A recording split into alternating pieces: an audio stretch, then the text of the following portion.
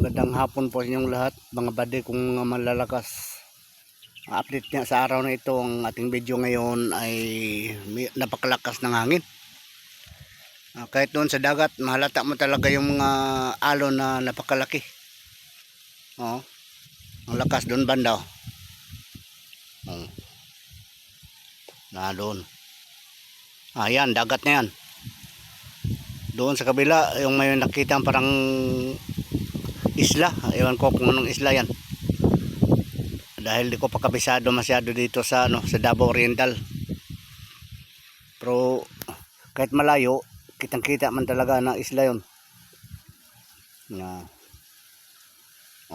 nangingitim yung Ang dito sa malapit, medyo namumuti yung alon. Ibig sabihin, napakalakas talaga, malalaking alon yan.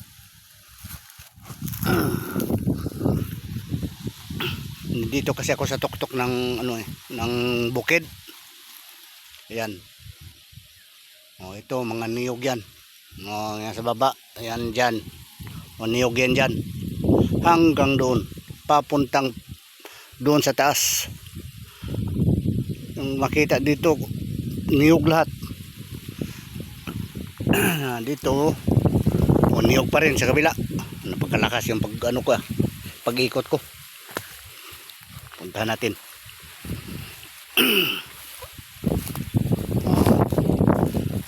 Buti ngayon kahit bagyo pero walang masyadong ulan. Hangin lang yung malakas.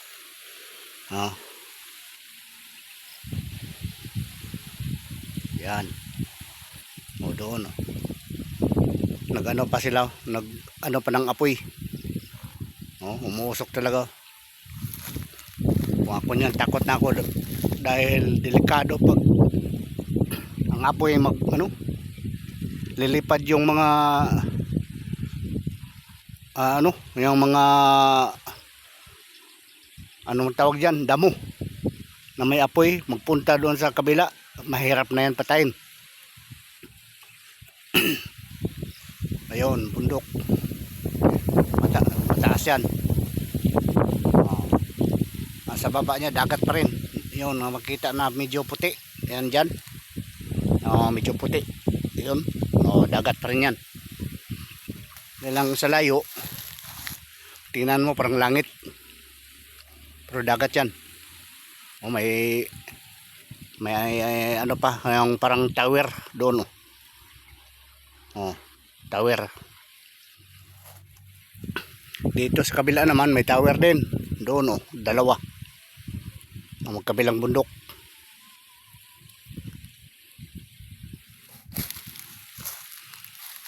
Dito yung pinapasprehan ko dito para buwan ko lang kung anong itanim na pwede natin mapakinabangan.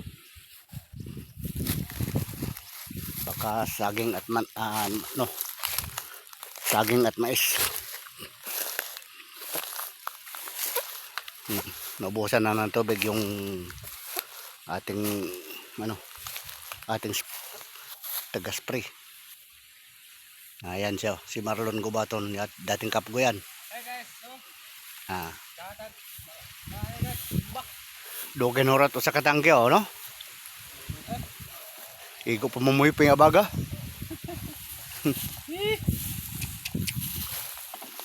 Spray niya guys, sprayer niya.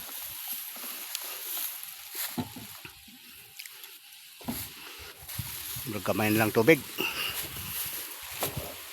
Pwede pa mga 3, 4. 4 katangke siguro. Sobra ba?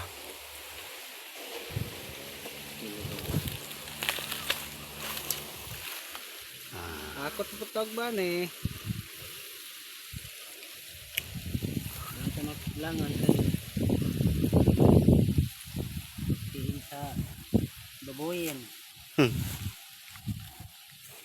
Nalanganin ganina yan kay may pagkauna yung babuyin.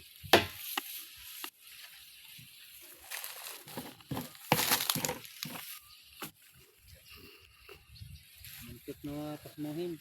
Magani kay hangin na lang ko so gulagin ng ulan nga ko ibabag to ni.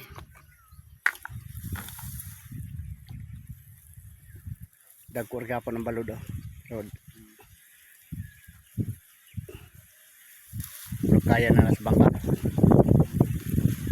Nanag di bangka di luto-luto no. Sa kabuok da sa daplin ra. Oo. Oh, ada to.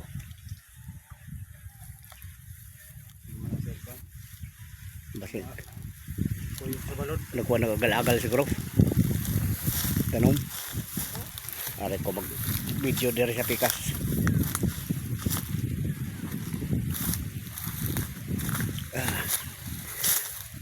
Itor ko kayo gaya mga badi sa aking maliliit na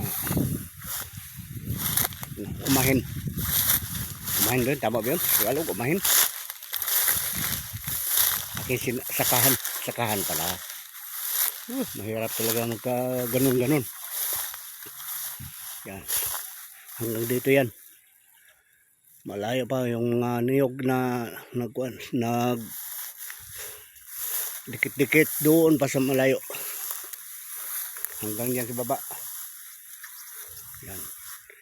Ang parte doon, yung may highway, yun ang tinatawag dito sa Gobernador Generoso Negros Oriental na parang barangay Osmeña yata. Yun. Malayo na yan kasi. Ang cellphone natin, ginagamit sa pag-video.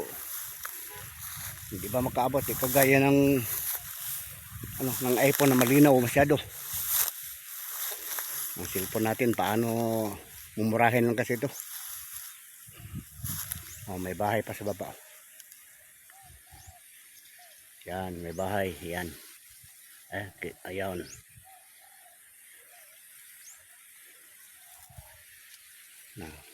Parte na yan ng Osmeña. Doon, yung bundok. Yan.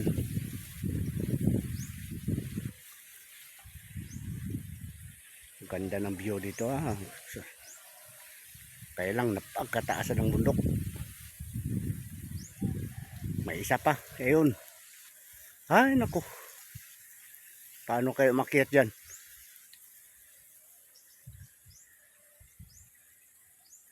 Grabe. Doon, blue na talaga. Yan. Siguro kung direct ang paglakad, kung walang ibang kung hindi medyo ang daan, kung diretso lang talaga, siguro mga hindi mawala sa yan 8 kilometers galing dito. Kaya ang daan parang bituka ng manok. Ayan.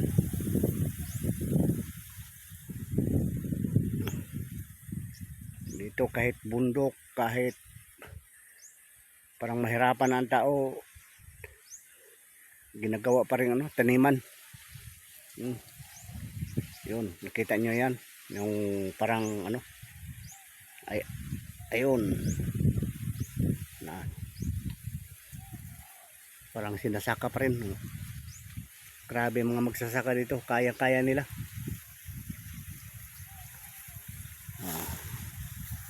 Yan. Sana mamatay itong gisprehan nila gisprehan ni Marlon. Kahapon kami dito yung kahoy pinuputol namin hanggang doon. Ito ang natira. Baka may gamitan ito. Sabi niya baka gamitin niya. Yan, kahoy na yan. Maliliit lang pero medyo pwede na. Kung parang gawin na pahingaan lang sa tanghali, pwede na yan. Dito. Grabe. Uy, grabe. Ang ganda ng ayan, ang sa baba. Ano yan, palayan. Kung sa Bisaya pa, Basakan. Kung sa Hilonggo, Talamnan. Ayan. At yung bahay naman doon, parte, yun, Yung parang bahay makita dito, paralan yan ng elementary. Ayun, ay, ayan pala. Paralan ng elementary. Galing grade 1 hanggang grade 6. Ah, doon sa kabila, doon banda, yun hanggang doon. Yun ang baksal, yung barangay namin dito. Yung barangay hall, doon banda. Yun. Malayo na yun, masyado malayo. Mga siguro mga 4 na kilometro galing dito.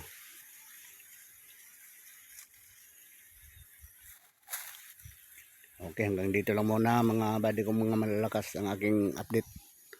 Sa susunod na naman hanggang sa huli, ako ay magpasalamat sa inyong mga pag-support sa aking mga videos. Sana pagpalain tayo na wala sanang apektado sa bagyo ngayon.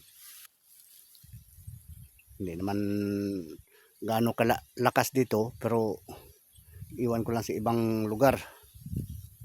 Kaya magdasal lang tayo. Okay mga buddy, kung malakas, babay na po sa inyo. Bye bye.